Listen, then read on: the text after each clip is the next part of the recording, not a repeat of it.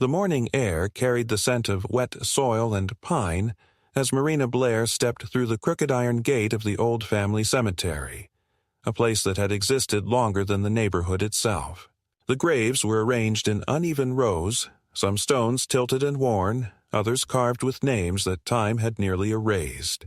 Her father used to say the Blairs were buried here before the town even had a mayor, before there were streets and homeowners associations and men in suits arguing over square footage. For Marina, this land was not property. It was history carved into the ground, a map of love and loss that stretched back more than a century. She had promised her father before he died that she would keep it tended, that the family would never be forgotten. Every week since the funeral she had come to clear the ivy from the headstones, to plant wildflowers where the soil had caved in, to speak softly to the ghosts she carried with her. But that morning felt different. The wind, at first she thought it might be a surveyor's mistake. Developers had been creeping closer for years, building their glossy new homes around what they called the old Blair parcel, as though it were just another piece of forgotten dirt waiting to be repurposed. But when she looked closer, she saw more of them. Stakes lined up like soldiers cutting through the edge of the cemetery. Someone had measured her family's resting place as if it were nothing but a project site. The pit in her stomach deepened when she found a laminated sign on the fence. Property of Sundale Homeowners Association. Tennis court construction. Pending approval. The letters looked clean, official, indifferent. For a long moment she could only stare, the sound of distant traffic roaring faintly in her ears until anger finally broke through the disbelief. By noon, she was standing in front of the HOA office, a sterile building tucked behind manicured hedges. The receptionist smiled the kind of smile that meant nothing. When Marina demanded to see the president, she was told he was in a meeting. She waited for nearly an hour before a tall man with 2 white teeth and the faintest look of irritation appeared. His name was Gavin Ross. He shook her hand lightly, already glancing at his watch, and told her he was aware of the Blair lot situation. He said the association had recently acquired new zoning rights for recreational development, and, according to county records, her land had been absorbed into community space. Absorbed. As if graves could be swallowed by paperwork. Marina tried to speak, but words failed. She managed only a whisper. "That's my family's cemetery." Gavin's expression didn't change. "If any remains are found," he said flatly, "they'll be relocated according to municipal standards."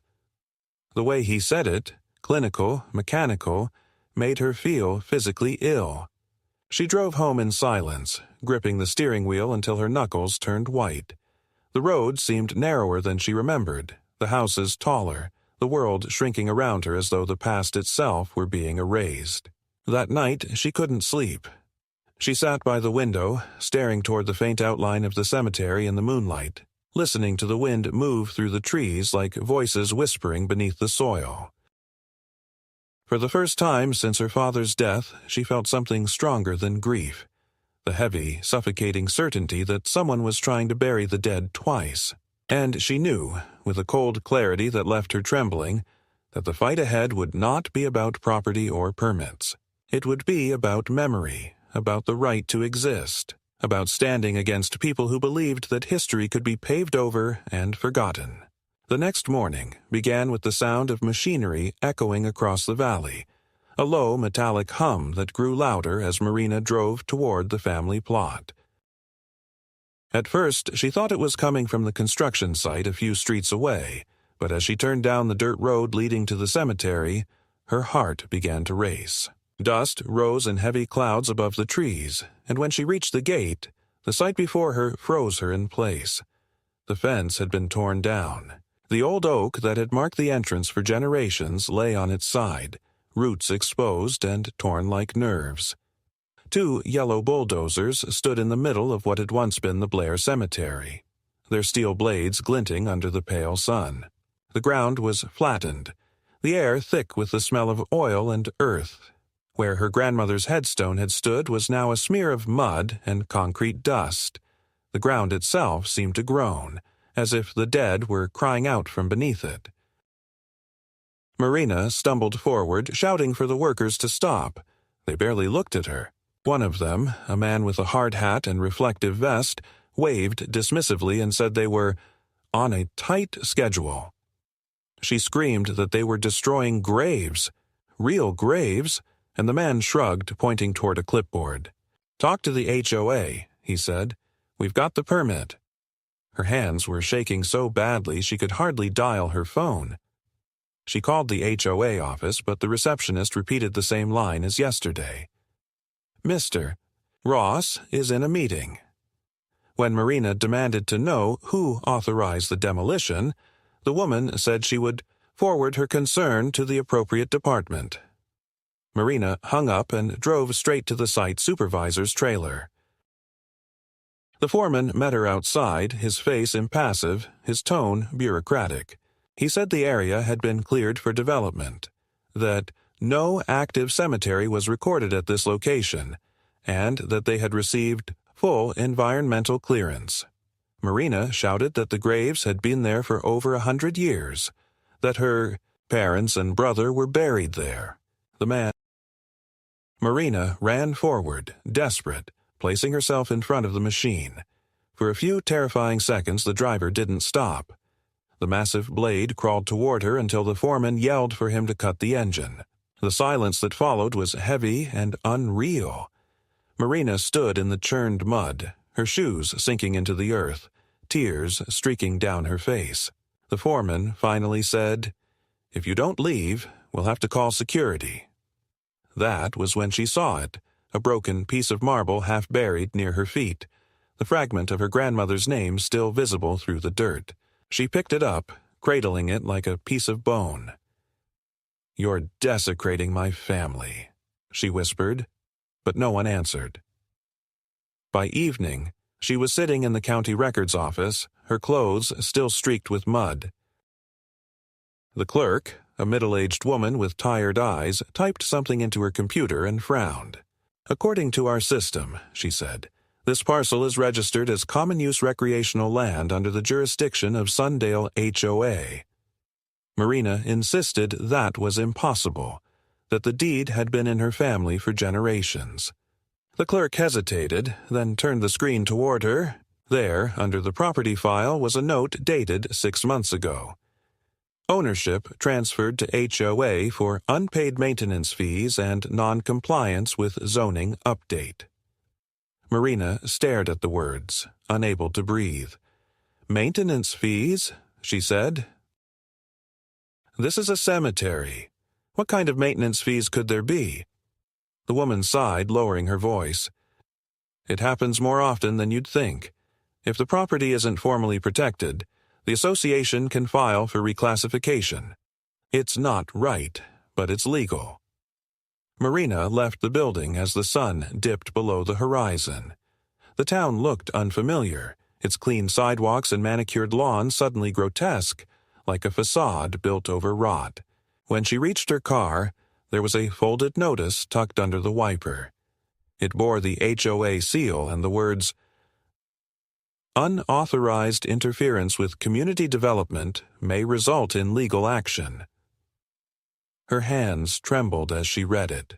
Someone had been watching her the whole time. That night, she drove back to the site, headlights cutting through the darkness. The machines were gone, but the ground was still raw and uneven, a field of ruin where history had once stood. She walked across the flattened soil, her boots sinking into the soft dirt. In the moonlight, she saw faint shapes, the edges of crushed headstones, shards of porcelain from old flower vases, the metallic glint of a coffin hinge. She knelt and dug with her bare hands until her fingers bled, uncovering a fragment of a nameplate. Blair, 1921-1943. She pressed it to her chest, shaking. The world around her was utterly still, and for the first time she understood the depth of what had been taken. Not land, but the very memory of her bloodline, reduced to debris beneath a future tennis court. When she finally forced herself to stand, she saw a pair of headlights approaching from the far side of the field. A white SUV rolled to a stop near the road, and Gavin Ross stepped out, perfectly dressed, his hands in his pockets as if this were a routine inspection. "You shouldn't be here," he said calmly. "This area is under construction." Marina stared at him, her voice trembling with fury. "You destroyed my family's graves." Gavin tilted his head slightly, the faintest trace of a smile on his lips. "If there were graves, they'll be handled according to protocol," he said. "You can file a complaint if you believe there's been an error." His tone was polite, practiced, empty. "You'll regret this," she said, her voice breaking. "You have no idea what you've done." Gavin looked at her for a long moment before turning back toward his car. "On the contrary," he said quietly, "I know exactly what we're doing." He got into the SUV and drove off, leaving her alone in the field, surrounded by the silence of the desecrated dead. When dawn came, she was still there, numb and hollow, her shoes caked with mud and her heart burning with a cold, unfamiliar rage. Somewhere beyond the hills, birds began to sing, and she realized with terrible clarity that the people who had done this did not see it as evil at all. To them, it was progress, and progress, she thought bitterly, was the cruelest word ever invented by the living. For 3 sleepless nights, Marina searched through her father's old files, tearing open boxes that smelled of dust and mildew, desperate to find proof that the land was still theirs. She spread yellowed deeds and faded maps across the dining table, tracing her fingers along the inked boundary lines drawn by her great-grandfather's hand more than a century ago. Every document told the same story. The Blair Cemetery had been private family property since 1883, maintained through generations and registered under the original Homestead Act. There had never been any lien, no unpaid tax, no transfer of ownership. Yet the official records now said otherwise, and the realization chilled her. Someone had rewritten history on paper, and the entire system had accepted it without question. She brought the papers to the county recorder's office again, her voice shaking with exhaustion as she demanded to know how such a transfer could happen without her knowledge.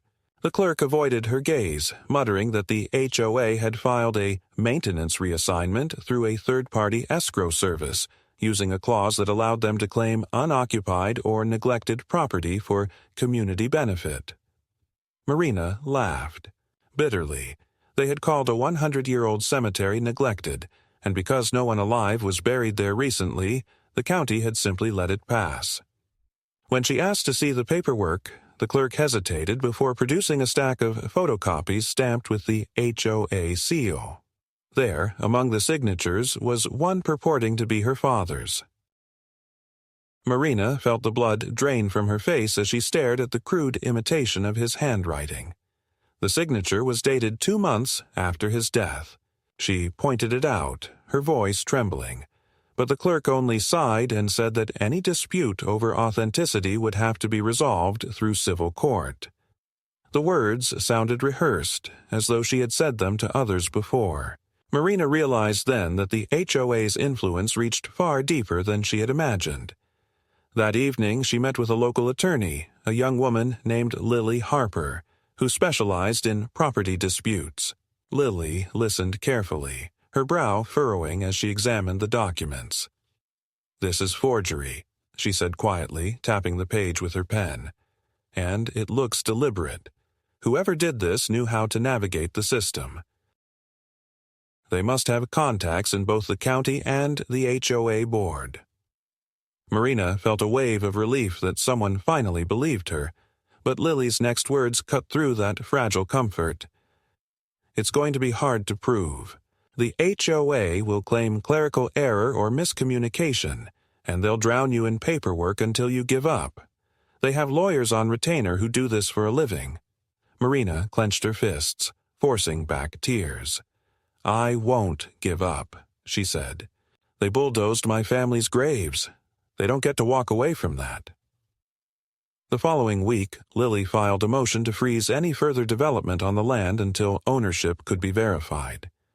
The HOA responded within hours, submitting a counterclaim that labeled Marina a disruptive individual interfering with community operations. They attached photographs of her standing in front of the bulldozers, taken by someone she hadn't noticed. That day, the images made her look wild, unhinged, a trespasser on her own land. Soon after, she began receiving letters. Not official notices, but anonymous threats slipped under her door. Some were handwritten in jagged ink. "The dead belong underground. Let them rest." Others were typed. "Stop fighting what's already done." At night, she heard vehicles passing slowly along the road outside her house, their engines cutting off near the edge of her driveway. When she looked through the curtains, she sometimes saw silhouettes by the fence, watching. Once she called the sheriff's office, but the deputy who arrived only shrugged when she described what had been happening. "The HOA folks can be pushy," he said with an awkward smile, "but they're within their rights if it's public property now. Maybe best not to provoke them." She wanted to scream at him, to drag him out to the ruined cemetery and show him the bones that still surfaced after each rainfall, but she knew it would change nothing.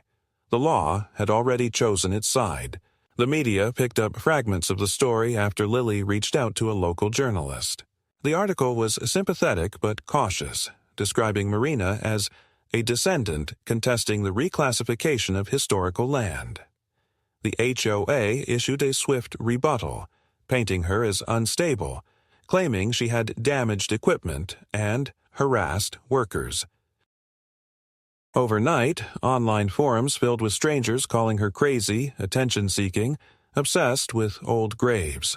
Some neighbors stopped speaking to her, others crossed the street to avoid her.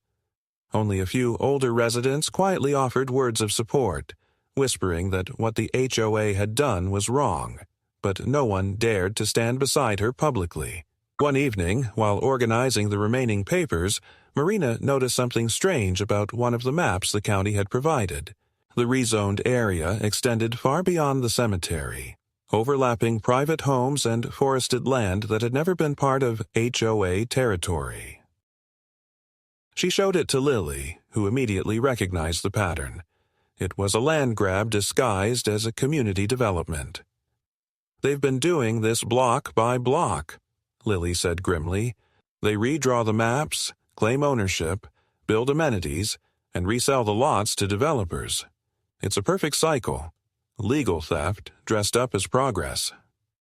The two women sat in silence, realizing the scale of what they were facing. That night, unable to rest, Marina returned to the flattened cemetery with a flashlight.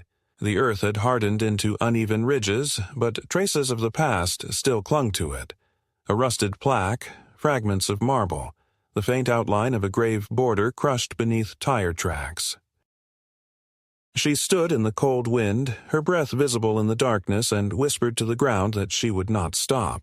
In that moment, she felt something shift inside her. Not just anger, but resolve, the kind that could no longer be softened by reason or fear. She was fighting not only for her family, but for every story that had been buried under the false promise of development. 2 days later, a letter arrived at her door without a return address. Inside was a single photograph taken from a drone, showing the entire demolished plot surrounded by fencing. On the back, written in neat black ink, were the words, "Phase 2 begins next week. Court or no court." The meaning was clear. They were daring her to stop them, confident she could not. Marina stared at the photo until her vision blurred. Beneath the anger, there was something colder, sharper, the realization that this was no longer just a bureaucratic battle. Someone wanted her gone, and they were willing to erase the dead themselves to make it happen. Marina hadn't planned to become an investigator, but grief had turned into obsession, and obsession into discipline. Every morning, she woke before dawn, brewed coffee that went cold before she could finish it, and sat in front of her laptop surrounded by stacks of documents, maps, and legal transcripts that smelled faintly of toner and mold. The deeper she dug, the more she realized that the cemetery's destruction was not an isolated mistake or clerical oversight. It was part of something deliberate, calculated, and disturbingly efficient. The HOA was just one face of a larger machine, a network of shell companies and contractors feeding off one another under the pretense of community improvement. Through property records, she traced the demolition permit back to a limited liability corporation named Sundale Development Partners, which, on paper, was independent of the HOA. But the address listed for both was the same office suite in a beige building on Meadowlark Avenue, the same building where Gavin Ross held his private consulting business. The signature on the demolition approval matched his, identical even in the curl of the final letter. He had approved the destruction himself, concealing his involvement behind layers of corporate jargon and faceless entities. Lily urged her to keep everything documented and to avoid direct confrontation, but Marina could no longer stay passive. She started visiting the HOA meetings in person, sitting silently in the back while Gavin delivered polished speeches about enhancing the neighborhood's recreational potential. He spoke with the confidence of a politician who already owned the outcome, his tone soothing and bureaucratic, his words like syrup hiding poison. She noticed the other board members nodded along, their smiles empty, their eyes flicking toward her with unease. When she finally raised her hand to speak, Gavin paused mid-sentence, clearly irritated, and gave her permission to address the room. Marina stood and told them what they had done, how they had bulldozed over a century of history, how the land they now called a project site was a burial ground that had belonged to her family since before any of them were born. Her voice trembled but did not break, and for a moment the room was quiet.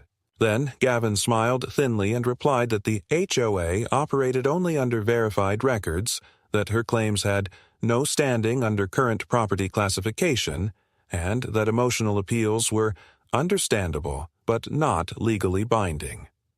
A few people applauded. Others avoided her eyes. Marina realized she was not speaking to neighbors anymore but to investors, people who saw land not as memory but as currency.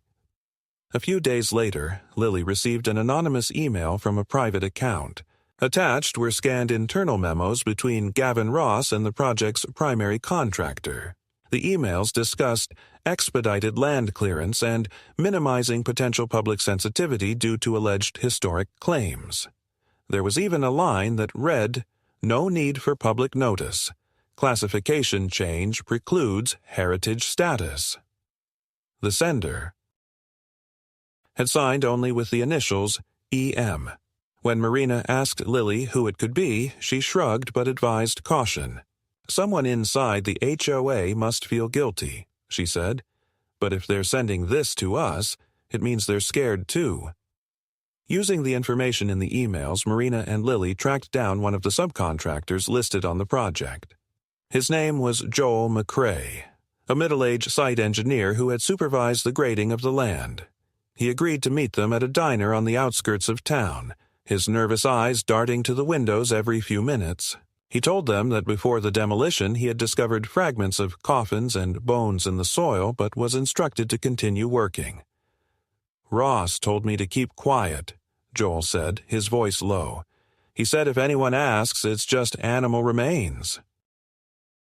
"I didn't like it, but I needed the job." He looked at Marina, guilt flickering in his expression. "We found metal nameplates, too. One of them said Blair. I took a picture, but when I reported it, my supervisor deleted the file and told me never to mention it again." Marina's stomach turned. Lily asked if he could testify, but Joel shook his head. "If I talk, I lose everything. They have connections. You don't understand. People disappear in this town when they cross the wrong group." He stood up quickly and left a few bills on the table, leaving behind the bitter smell of fear. After that meeting, Marina couldn't shake the sense that she was being watched. Cars idled outside her house at night, engines humming softly until she turned on the porch light. One morning, she found her mailbox ripped open, its contents scattered across the street. Another day, her trash bins were overturned and smeared with what looked like motor oil. It was subtle intimidation, small enough that the police would dismiss it as coincidence, but deliberate enough to remind her she was not safe. Lily insisted they move forward with a formal complaint to the state attorney's office, including the forged documents, the anonymous emails, and Joel's statement. But before they could finalize the report, Lily's office was broken into. Nothing valuable was taken except the folder labeled Blair Case. The intruder left no fingerprints, no sign of forced entry. When Lily told her, Marina's first reaction was disbelief, then fury. "They think they can erase everything," she said. "They already erase the dead. Why not the evidence, too?" Days bled into weeks as they rebuilt their case, reprinting what they could and making duplicates hidden across multiple locations. The stress began to show on Marina's face. Her eyes had hollowed, her voice carried a constant tremor, but the anger kept her moving. She began contacting historical preservation societies, local reporters, even clergy, begging for someone to acknowledge the injustice. A small group of volunteers finally agreed to help her, digging through archives and church registries. One evening, an elderly historian named Walter Ames brought her an old parish ledger from 1912 listing the Blair family cemetery as a private resting ground under perpetual care. That phrase, perpetual care, became a weapon in her hands.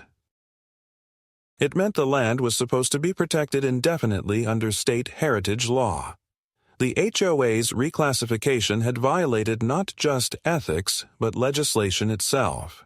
When Lily presented this new evidence to the county court clerk, the reaction was immediate discomfort. Officials promised to review the matter, but within days the document vanished from public record. The historian who had provided it received a call from an anonymous number warning him to stay out of local politics. The cover-up was no longer subtle. Someone had the power to make public documents disappear overnight. Marina's faith in the system, already fragile, shattered completely. That evening she drove back to the demolished site again, parking just beyond the temporary fencing. Under the faint glow of her headlights, she saw new survey markers and a stack of fresh cement bags. They were preparing to pour the foundation. The smell of the soil was different now, chemical, artificial, as if the land itself were being sterilized. She walked closer until her shoes sank into the soft dirt. There was no sound except the rhythmic chirping of insects and the distant hum of the highway. Standing there, surrounded by emptiness, Marina realized the truth she had been avoiding. This was not just about greed. It was about control, about the belief that people like her, small, grieving, powerless, did not matter compared to the machinery of development. They had bulldozed her ancestors because they could, because they assumed no one would fight for the dead. For the first time, she felt something close to calm, the quiet certainty of a person who had nothing left to lose. She looked up at the night sky and imagined her father's voice, low and steady as he used to tell her when she was a child, to stand your ground, even when the world tilts against you. The world was tilting now, violently, but she was still standing. As she turned back toward her car, her phone buzzed with a new message from an unknown number. It contained only 4 words. "You're getting too close." She stared at the glowing screen for a long moment before slipping the phone into her pocket. Fear still lived in her chest, but beneath it, something stronger had begun to take root, a cold, relentless resolve that no amount of intimidation could uproot. The war for her family's memory had just crossed a line, and she was no longer merely defending it. She was preparing to strike back. The following weeks unfolded in a blur of confrontation and tension so thick it began to bleed into Marina's dreams. Every night she replayed the same scenes, the roar of bulldozers, the crushed gravestones, Gavin Ross's calm smile, and every morning she woke with the metallic taste of anger in her mouth. The HOA meetings had become battlegrounds, her very presence causing whispered conversations to halt and faces to stiffen. Gavin continued to preside with the smug assurance of a man who believed himself untouchable, but she saw the flicker of irritation every time she stood up to speak. The latest development proposal listed the Community Recreation Complex as entering its final construction phase. When Marina demanded to know how they could proceed while the case was under state review, Gavin replied that the temporary hold had expired due to lack of actionable evidence. It was a lie, and he knew it. She accused him of destroying public records, of falsifying documents, of bribing county officials, and though the room erupted in murmurs, Gavin never raised his voice. He simply smiled and said, "If you continue making defamatory claims, Ms. Blair, we will pursue damages." The casual threat made her blood run cold. Soon after, the harassment intensified. A local newspaper that had once shown sympathy published a scathing op-ed titled, "The Woman Who Won't Let the Past Die." The author accused Marina of emotional instability, suggesting that her campaign was rooted in grief-driven paranoia. Lily suspected the HOA's public relations team had orchestrated it, but the damage was done. Strangers began calling her house, some leaving voicemails mocking her as the grave lady, others whispering that she should move away before something unfortunate happened. Her mail started arriving opened, her tires were slashed twice in 1 week, and on a particularly stormy night she found the door to her shed hanging open, the inside soaked and ransacked. Nothing was stolen, but the message was clear.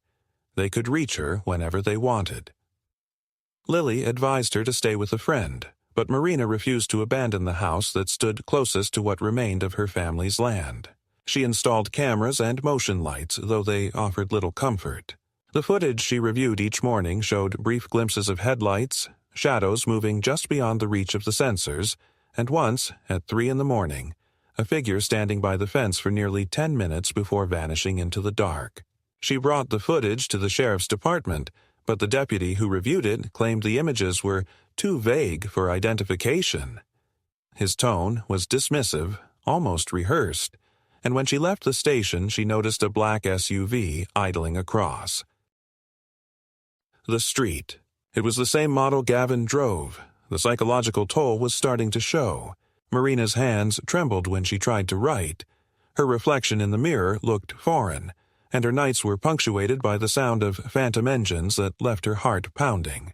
Yet the more they tried to silence her, the more determined she became. She began recording every conversation, every meeting, every suspicious incident, building a digital archive she kept hidden in multiple cloud accounts. She even recorded her own video statement, describing the entire ordeal from the day the bulldozers came to the present in case something happened to her. "If you're watching this," she said to the camera, "it means they finally made good on their threats. But I want the world to know that this isn't just about me or my family. It's about how easily power can erase truth." One morning, while she was reviewing documents in Lily's office, a courier arrived with a sealed envelope marked "Legal Correspondence." Inside was a subpoena. The HOA was suing Marina for trespassing on restricted property and defamation of organizational integrity. The irony almost made her laugh. They had destroyed her land, and now they were suing her for walking on it. Lily cursed under her breath, slamming the document on the desk. "They're trying to break you financially," she said. "If they can't silence you through fear, they'll drown you in litigation."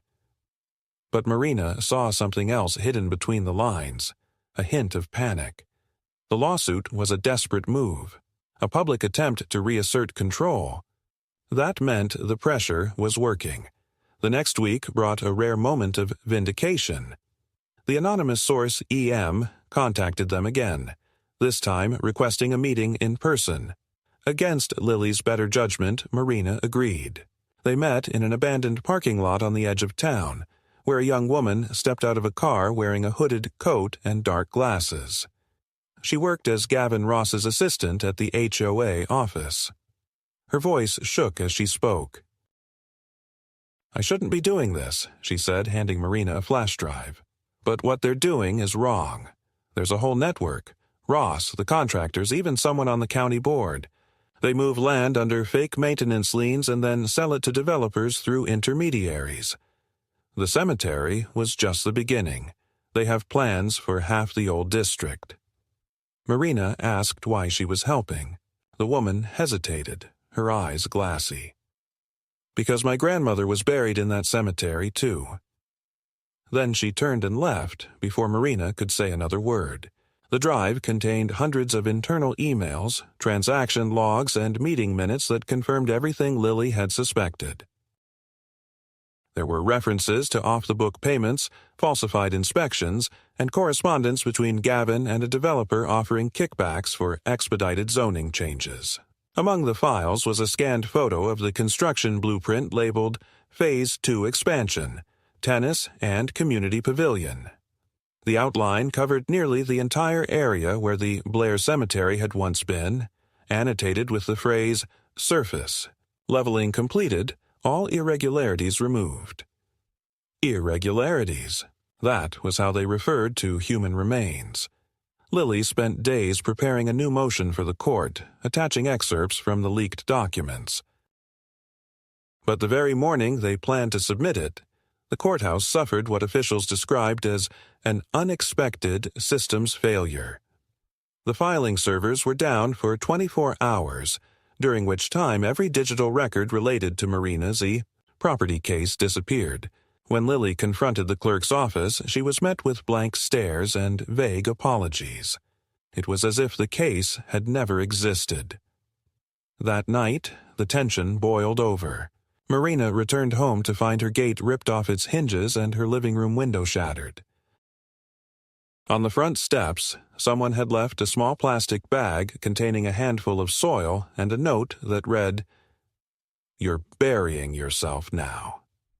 She sat on the floor for a long time, clutching the note, her body trembling not from fear, but from exhaustion so deep it felt like her bones might collapse. Eventually, she rose, gathered the fragments of glass and burned the note in the sink, watching the paper curl and blacken. The flames reflected in her eyes like the spark of something irrepressible. The next morning she called Lily and told her she was done waiting for the system to work. "If they think I'm going to disappear, they're wrong," she said. "If the law won't expose them, I will." Her voice was steady, stripped of hesitation. That day, she began sending the leaked documents to journalists, historical preservation groups, and legal watchdogs across the state. The first few ignored her, but one independent reporter responded, asking for an interview. Marina met him at the edge of the ruins, the morning mist curling over the torn ground like a shroud. She told him everything, every betrayal, every falsified record, every night spent wondering if she'd wake up to her house in flames. He listened without interrupting, his camera recording every word. When he finally asked her why she hadn't given up, she looked out over the silent expanse where her family once rested and said, "Because they already took everything from me, but my voice, and I won't let them bury that, too." As the sun rose behind her, turning the field gold and red, she knew the story was about to explode far beyond the confines of their pristine little neighborhood.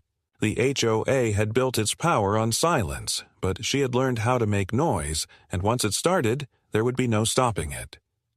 The second war for the dead had begun, and this time Marina was ready to fight it on her own terms. The courtroom was colder than Marina expected, its white walls reflecting the fluorescent light in a way that made everyone look pale and insincere. She sat at the plaintiff's table beside Lily, clutching the small silver locket that once belonged to her grandmother, the only thing she had left from the cemetery that had been her family's anchor. Outside, cameras waited, journalists whispering among themselves, the story of the desecrated graves having spread across the state like a spark in dry grass. Inside, however, the HOA maintained its air of calm confidence. Gavin Ross entered wearing a tailored gray suit, his expression placid, his posture immaculate, as though he were attending a charity gala instead of standing trial for fraud and illegal land seizure. The hum of the courtroom subsided as the judge entered, a tall woman with weary eyes who looked as though she had already seen too many battles fought by people like Marina, and too few won. The proceedings began with the HOA's attorney delivering a speech filled with legal jargon and strategic condescension, portraying the entire conflict as a misunderstanding, rooted in emotional distress and procedural confusion.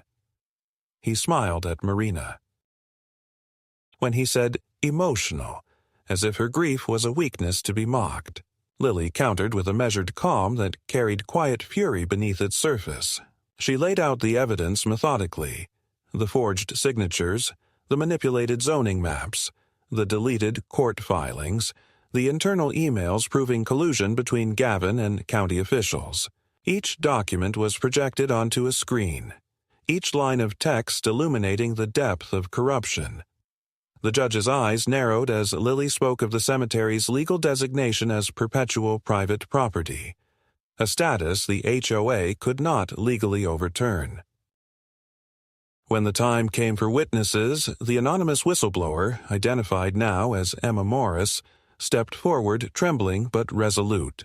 She testified that Gavin had personally instructed her to alter records and that she had overheard him say, "Once the ground is cleared, no one will care what used to be there." The courtroom fell silent. Even Gavin's composure cracked for the briefest moment, a twitch at the corner of his mouth betraying irritation or perhaps fear. Marina took the stand last. Her voice was steady, though her heart felt like it was pounding against her ribs. She described the morning she found the bulldozers, the smell of diesel and earth, the sight of her grandmother's headstone crushed beneath tire tracks. She spoke of the nights spent alone listening to cars outside her window, the threats, the break-ins, the endless silence from the authorities. She ended by holding up the fragment of marble she had retrieved from the ruins, the partial name Blair still visible through the dirt.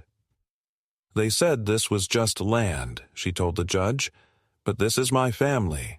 They buried them once, and then they buried them again under lies."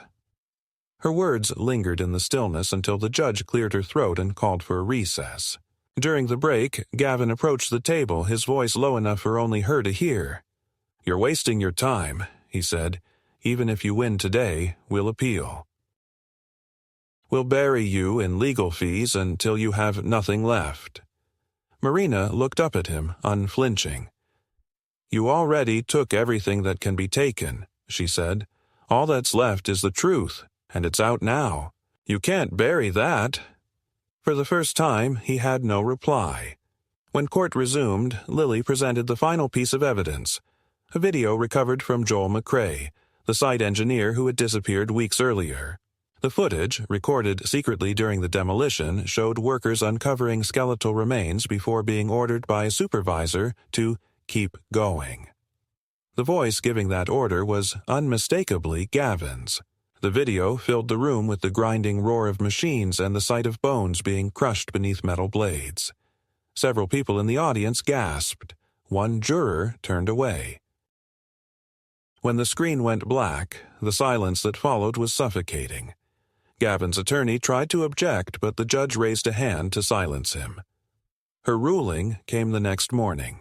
The HOA's actions, she declared, constituted a gross violation of state heritage protection laws and willful destruction of historical property. The land was to be returned to Marina Blair immediately, all construction permanently halted, and the individuals involved referred for criminal investigation. The HOA was ordered to pay full restitution and damages, and the court demanded an independent audit of its financial operations. As the gavel struck, Marina exhaled for what felt like the first time in years.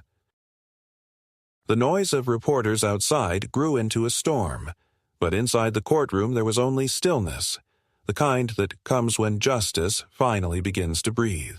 Gavin's face remained composed, but his eyes burned with cold hatred as he was led out of the room by two officers. Emma wept quietly at the back, Lily's hand trembling slightly on Marina's shoulder. The judge rose and left without a word, leaving the room filled with a strange, sacred quiet. Marina looked down at the fragment of marble she still held and closed her fingers around it. The fight had taken everything from her, but the truth had survived, dug out from beneath the rubble by her own persistence. Outside, when she stepped into the bright afternoon, the sun broke through a bank of clouds, and for a fleeting moment she thought she could smell wet earth again, not from destruction this time, but renewal. The land that had been defiled would be restored, not as a court-mandated property, but as a memorial, a promise that the dead would never again be silenced by the greed of the living. Months later, the land had changed again, though this time the transformation carried a kind of solemn grace instead of violence. Where the bulldozers had once carved through the soil, the ground now rose in soft, deliberate mounds marked by stone plaques etched with the names that had survived in old parish records. Wildflowers grew in patches where cement had once been poured, and the air carried the faint sweetness of earth reclaiming itself. Marina stood at the edge of the restored cemetery, the wind tugging gently at her coat, listening to the rustle of the new trees planted along the perimeter. The state had officially designated the site as a protected historical landmark, and the community that had once ignored her now came to leave flowers and stand in quiet reflection. Even those who had dismissed her as unstable seemed to understand now that something sacred had been returned to them, something larger than law or property lines. The HOA had dissolved after the scandal. Gavin Ross faced multiple charges, his empire of shell companies unraveling as investigators uncovered more than a decade of fraudulent transactions and coerced land transfers. His name became synonymous with greed, and the phrase "the Blair case" entered local history as a cautionary tale about the cost of silence. Reporters still reached out to Marina for interviews, but she rarely accepted. She had no interest in fame. Her war had been fought and won in the dirt beneath her feet. Instead, she dedicated herself to creating a small foundation for the preservation of forgotten cemeteries, using her settlement money to hire researchers and volunteers who could locate and protect similar sites across the state. The work gave her a sense of peace she hadn't felt since before the first bulldozer came. Sometimes in the evenings, she sat on the low stone bench overlooking the memorial and watched the sun sink behind the hills, turning the markers gold in its fading light. The silence no longer frightened her. It felt like company, like the quiet breath of those who had waited for her to bring them home. She would trace the letters on her father's new headstone and whisper that it was over, that they could rest now. Yet, beneath the calm, there remained a quiet vigilance, the understanding that power like the kind she had fought never truly vanished. It only waited for its next opportunity. But she also knew something it could never take from her again, the certainty that one voice, no matter how small, could force the world to look at what it tried so hard to bury. As the last light faded and the field slipped into twilight, she felt no more anger, only a deep and enduring strength. The land was whole again, and so was she.